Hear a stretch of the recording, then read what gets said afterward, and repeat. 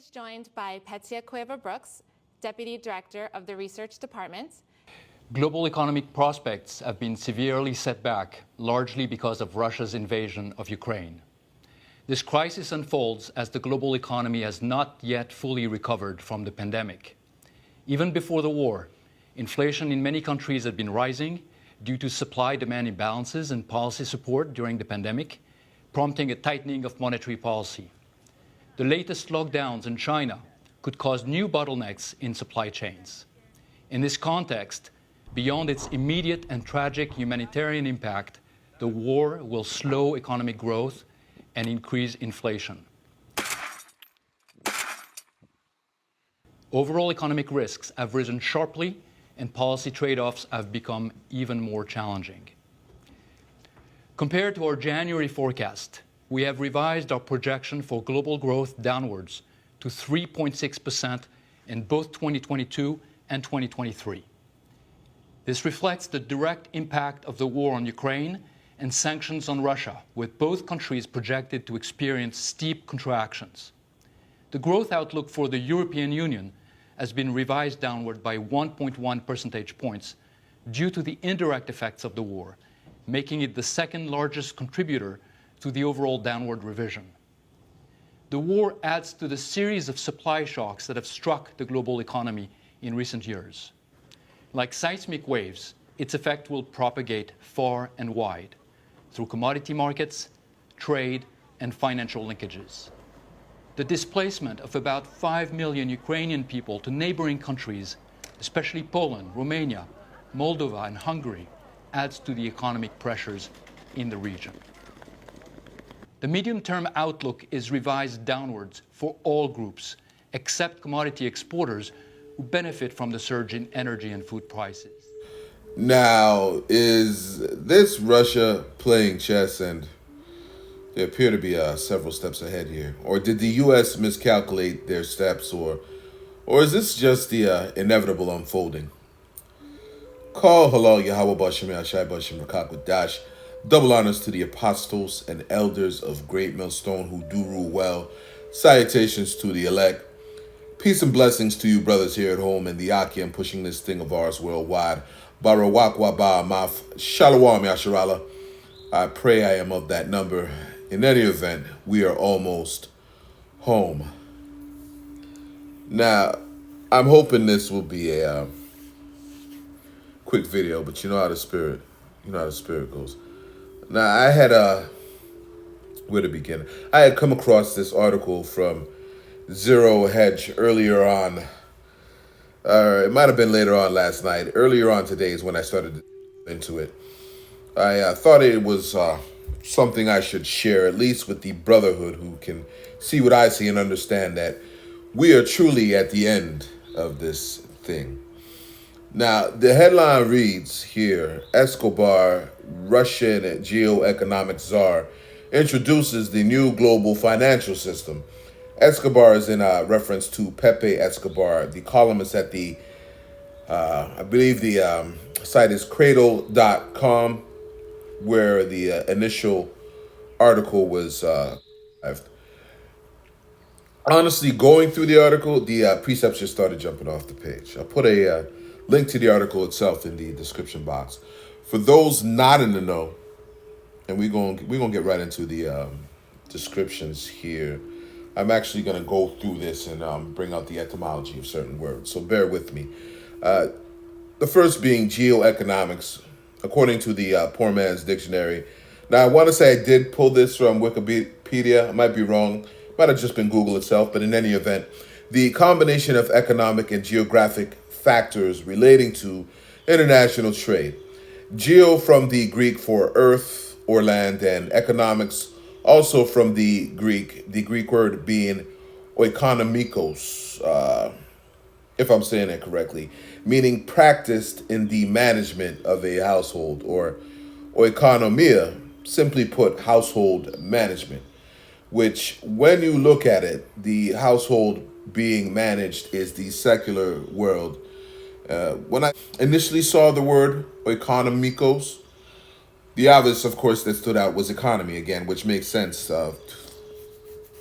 to the etymology of the word, but I instantly thought of the Greek word oikoumene, Strong's Greek 3625. For those of you still living under a rock, the Strong's being a Bible concordance, i.e., dictionary or a lexicon, if you will, that indexes every word in the 1611 King James Version of the scriptures. Strong's Greek 3625 is oikoumene, which means land, i.e., the part of the globe, especially the Roman Empire, and the Thayer's, a direct Bible lexicon, further defines oikoumene as the inhabited earth, the portion of the earth inhabited by the Greeks, in distinction from the lands of the barbarians, the Roman Empire, all the subjects of the empire, the whole inhabited earth, the world, the inhabitants of the earth, men, the universe, where you and I verse, ergo the world, again speaking to the secular world as we know it today. Now, to be honest, that is when I got the complete understanding that there was a distinction to be made here as, one, the earth is given into the hands of the wicked, Job 9 and 24, of course, and two, the differentiation that also needed to be made between the secular world and the world or cosmos. Cosmos being the Greek, again going to the Strong's Greek 2889, cosmos meaning an orderly arrangement, that is decoration by implication, the world in a wide or narrow sense, including its inhabitants, literally or figuratively, morally adorning world, specifically speaking to the body of Israel, starting with the elect. Now, the long and short of it being, no matter what you do regarding the economy or what instruments and mechanisms you put in place to implement your system of control, Esau, because I mean, you and I know that ultimately any talk concerning a new global financial system is a precursor to instituting the new world order and digitized economic system, ergo the mark of the beast. That is of no avail over the house of David, the elect of Yahweh Shai, the children of the Most High Power Yahweh, we Hebrew Israelites. We are a separate entity that no amount of economic code switching or math magicians put in place is going to hold captive. Again, I pray I am of that order. In any event, let's briefly go through the article.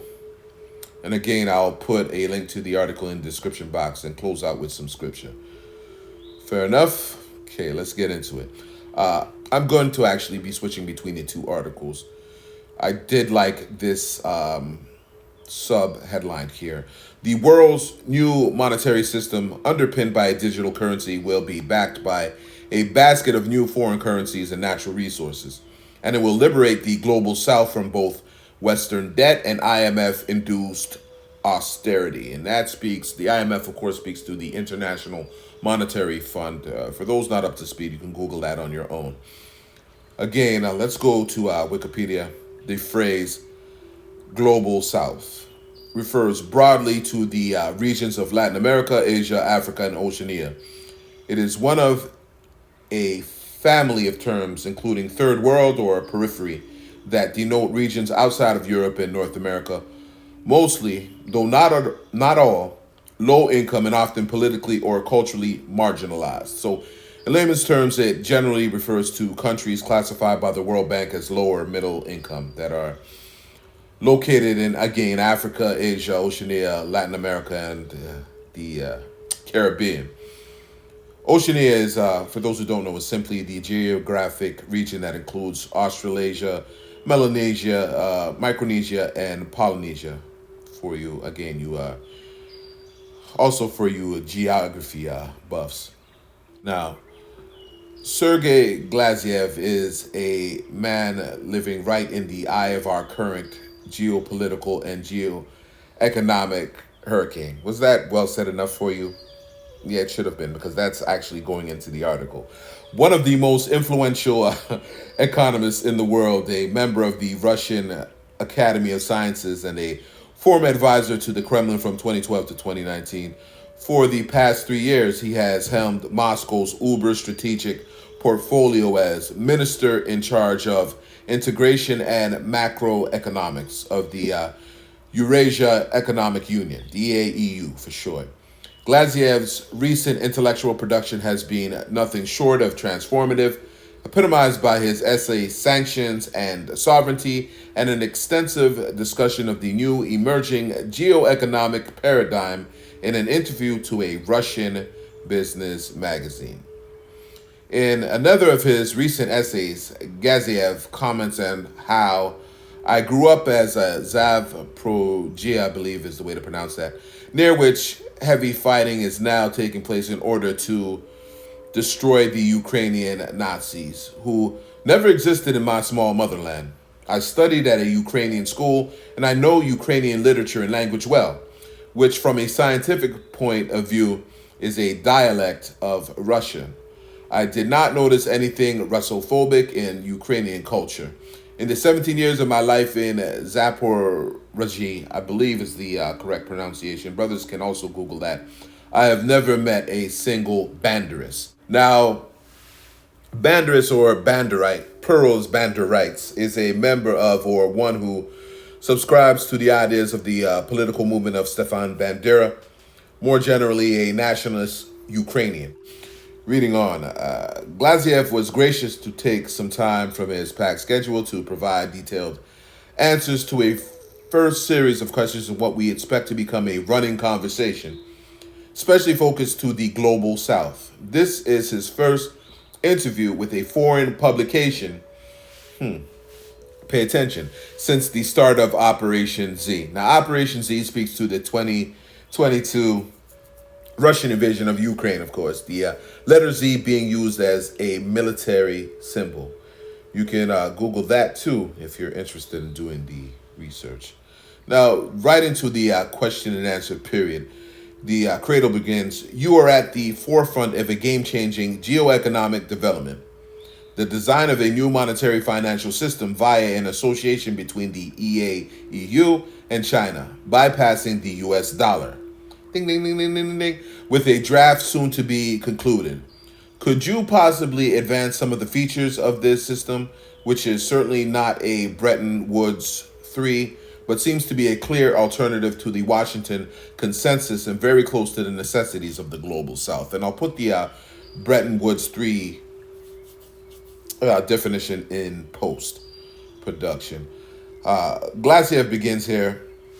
In a bout of Russophobic hysteria, the ruling elite of the United States, playing its last Trump ace, in quotations, yeah, ironic, isn't it, in the hybrid war against Russia, having frozen Russian foreign exchange reserves in custody, accounts of Western central banks, financial regulators of the US, EU, and the UK undermined the status of the dollar, the euro, and pound as global reserve currencies.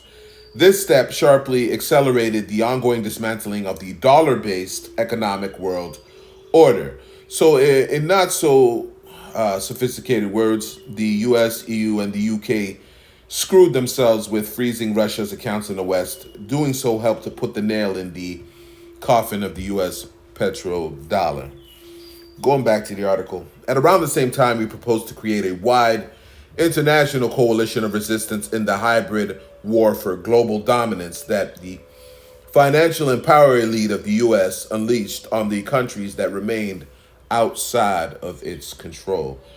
Now, hybrid war speaks to hybrid warfare, which is a theory of military strategy that employs political warfare blended with conventional warfare, irregular warfare, i.e. Small war, non-regular armed forces, and cyber warfare with other influencing methods such as fake news, wait for it, diplomacy, which speaks to the art of dealing in a sensitive yet effective, and America has mastered the art where you don't feel taken advantage of until after they get exactly what they want. But it speaks to a sensitive yet effective measure being taken. An example of diplomacy is attempting to persuade or influence an intended target while providing what would, and this is my interpretation here, would appear to be pertinent information, and at the same time, in order to achieve a certain objective or directive. And it's always why I make it a point to focus on the U.S. foreign diplomacy, because it always reminds me of the subtlety of the snake in Genesis chapter 3. Then, moving on, then there is also something called lawfare, which essentially speaks to using, or rather the misuse of, legal systems, i.e. legislation and legislative institutions, to frustrate the economic resource of your enemy, to damage or delegitimize, or just plain waste time. What comes to mind here is, and we should get this, is Isaiah 10:1. It epitomizes that in a nutshell. Bear with me, let me get that. Isaiah 10:1, and it reads, "Woe." Now, for those who are late to the dinner table, woe meaning destruction, unto them that decree unrighteous decrees, and that write grievousness which they have prescribed. Simply meaning written, prescribed simply meaning written for prior, for the reason to again frustrate, grieve, or wound you. And that's exactly what Esau has done time and time again to we Hebrew Israelites. Whenever we've all but mastered the predicament he's put us in, here he comes to move the goalposts. Great example of that is, so you want to sell water on this street. Okay, but you're going to need a permit. And how much for that permit, you ask? About, I don't know, $500. Flavored water? Now that's $550. That, in essence, is how Esau moves. Isaiah 10:2. To turn aside the needy from judgment, and to take away the right from the poor of my people, that widows may be their prey, and that they may rob the fatherless. As Elder Apostle Arimlob has said time and time again, in pursuant to this verse, is whenever you're in a predicament, Esau makes it more and more unfeasible for you to find your way out. And he will go and go and go until you are eventually left with nada, left with nothing. Pretty much the scenario with America here, seizing bank accounts and instituting sanctions against Russia and Russian allies, of course. Unfortunately for America, aka Babylon the Great, that attempt has all but sealed their fate, which again might as well be deemed the intention here after all, because it helps to destroy the almighty petrodollar, in turn creating the opportunity to institute this new global digital beast system. All done through, of course, order order through chaos.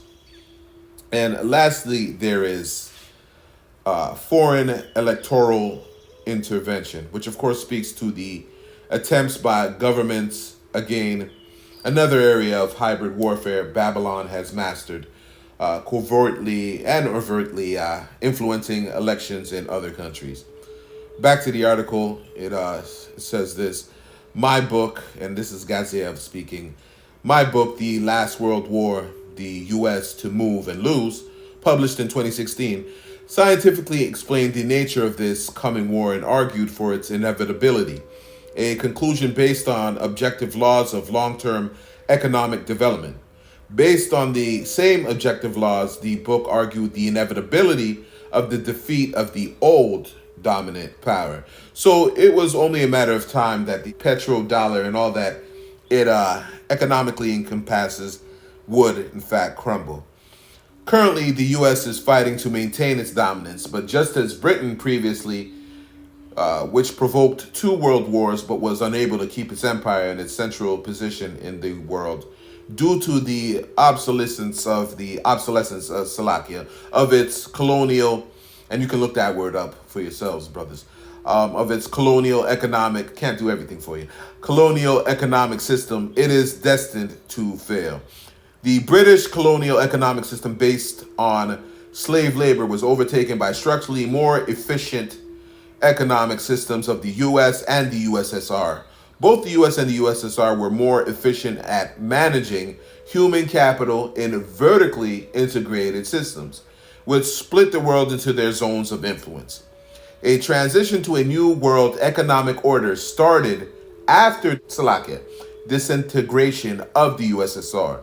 This transition is now reaching its conclusion with the imminent disintegration of the dollar-based global economic system, which provided the foundation of the United States' global dominance. Exactly what made the United States an economic powerhouse was, of course, free labor and the trafficking of flesh. You know it as the transatlantic slave trade. The transition from that system of economic prowess was emancipation, which emancipation simply means to change from one hand to the other. And then setting up the system of industry where slaves to the system, no matter the social construct, i.e., so-called being black or white, could be exploited with terms like employee and employment. No, you can't see me, but I'm throwing up the air quotations here, which still speaks to being enslaved under subjection or, of course, captivity. Back to the article here. The new convergent economic system that emerged in the PRC, People's Republic of China and India, is the next inevitable stage of development, combining the benefits of both centralized strategic planet and market economy, and of both state control of the monetary and physical infrastructure and entrepreneurship.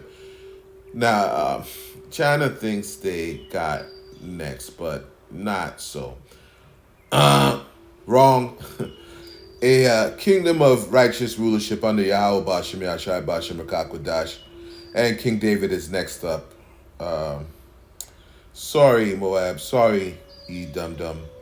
That's all pursuant to 2 Ezra 6 and 9, where Esau is the end of the world and Jacob is the beginning of it that followeth, roughly paraphrasing. Back to the article here. The new economic system united various strata of their societies around the goal of increasing common well-being in a way that is substantially stronger than the Anglo-Saxon and European alternatives. This is the main reason why Washington will not be able to win the global hybrid war that it started. This is also the main reason why the current dollar-centric global financial system will be superseded by a new one, based on a consensus of the countries who joined the New World Economic Order. Now let's close with this. This is Nahum 3 and 1.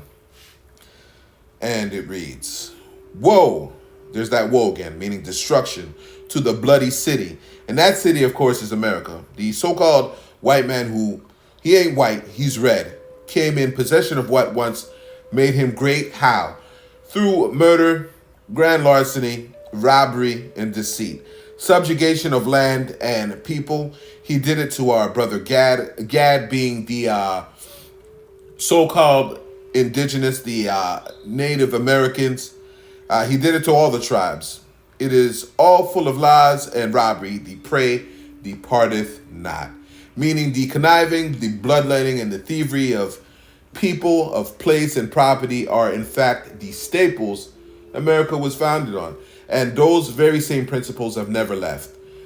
Ergo, the same proud and contemptible spirit which Esau and the other nations are seeming to exude, because they're all following him, speaks to the essence of his wicked acts running rampant even on to today. Nahum 3 and 2.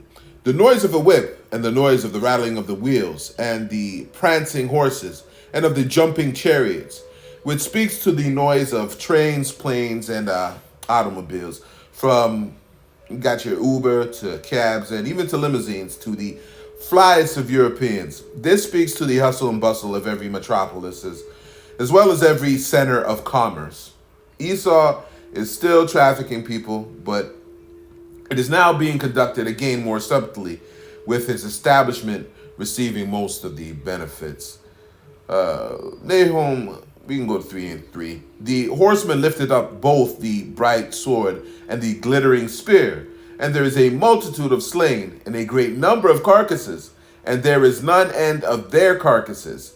They stumble upon their corpses. Simply speaks to the ICBM missiles and the destruction that awaits the world's epicenter of wickedness and abominations, and the man with the plan himself, Esau Edom, stumbling on his own dead flesh. Nahum 3 and 4. Because of the multitude of the whoredoms of the well-favored harlot, and the mistress of witchcrafts that selleth nations through her whoredoms, and the families through her witchcrafts, which speaks to the we can start at the MOTB and the beast system, as well as any mandates of the hot shot to be implemented and enforced. And let's not forget about the nanotech that has been introduced in drugs and pharmaceuticals. Scriptures that come to mind here are Revelation 13 and 17 and Revelation 18 and 23, Salakia.